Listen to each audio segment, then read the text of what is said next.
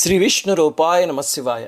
మీరు కొన్ని కుటుంబాల్లో గమనిస్తే కనుక భార్యాభర్తలు ఇద్దరి మధ్య ఎంతో ప్రేమ ఉంటుంది, కానీ పాప అస్తమాను కీచులాడుకుంటూ ఉంటారు. ఎవరో ఒకళ్ళు ఇన్ఫ్లుయెన్స్ల వల్ల కొన్నిసార్లు విడిపోతామేమో అని కూడా భయపడుతూ ఉంటారు.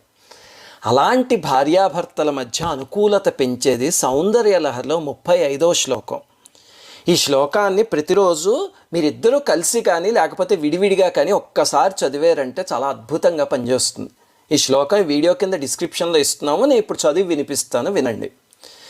మనస్త్వం వ్యోమత్వం మరుదసి మరుత్సారధిరసి త్వమాపస్త్వం భూమిస్త్వయి పరిణతాయాం నహి పరం త్వమేవ స్వాత్మానం పరిణమయితుం విశ్వవపుషా చిదానందాకారం శివయువతి భావేన బిభృషే.